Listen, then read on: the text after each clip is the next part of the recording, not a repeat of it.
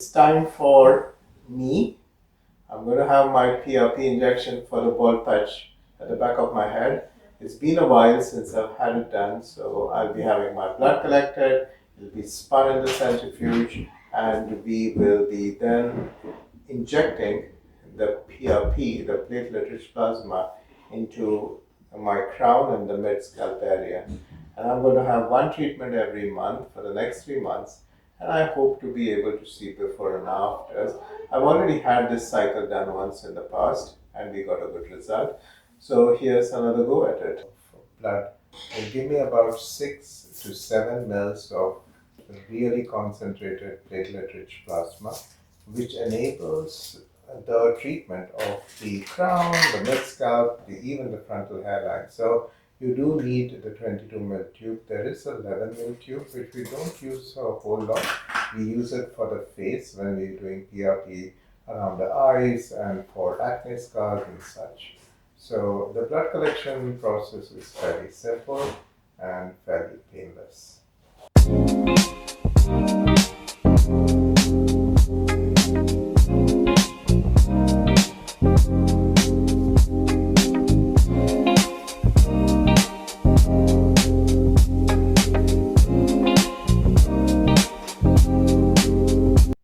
So having collected 22 mils of my blood, the centrifuge will spin it at 3400 RPM for 10 minutes, and the gel in the plasma tube will separate out the red cells from the platelets. The platelets will be sat on top of the filter and the red cells will be below. So we do not inject any red cells, we do not inject any neutrophils.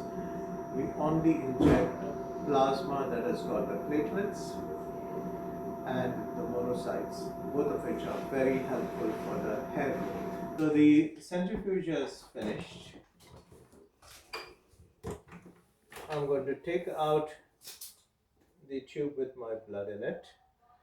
So that is the tube with the PRP. So what this gel has done is it has separated the column of blood into two parts. All the unwanted bits over here, and the platelets are sat just on top of that filter there. There are no platelets in this plasma, so this whole column is plasma, but the platelets are over there. So we are going to discard the top half of the plasma, and then in the leftover plasma we are going to resuspend and just see how clear this plasma is, and I'll show you how it looks once the platelet-rich plasma has been made. Okay, so I put a vent tube in there, and now this is the collector for the platelet poor plasma. First, there is a filter on it. So I'm going to draw off what I know is the plasma without the platelets in it. So I've got this tube which I know has got a column of platelet poor plasma, plasma without the platelets. So I'm going to draw it off. I'm going to draw off about half of the plasma in the tube, which generally ends up with about a 6 mil to 7 mil discard. So it comes up and up and up. I've got to be careful not to agitate the rest of the plasma. So that's 6 mils of plasma that I've drawn off. This plasma I'm going to discard, and whatever is left in the tube I'm going to resuspend. So this syringe has got platelet poor plasma. You can see how it is translucent because there is no turbidity of the platelets. Now see what happens, and this is where the magic is. So I'm going to start agitating this plasma and try to get the platelets which just sat on the filter to mix back into the plasma.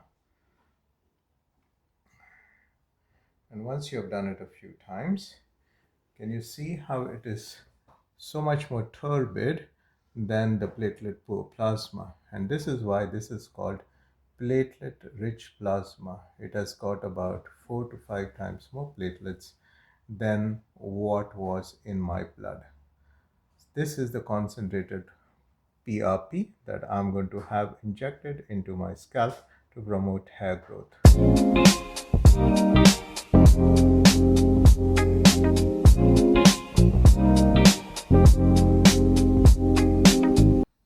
So I finished my PRP treatment. It was fairly comfortable. With the numbing, it does make it quite tolerable with a few ouch moments during the treatment. Uh, After treatment is finished, you don't really feel sore. Um, some patients might benefit from taking some paracetamol later, but I have never done that. I won't be taking a shower today in the evening, but from tomorrow onwards, it's all back to normal. I'll be taking a shower as normal. If you're interested in this procedure, do reach out to us and we'd love to help you. Bye.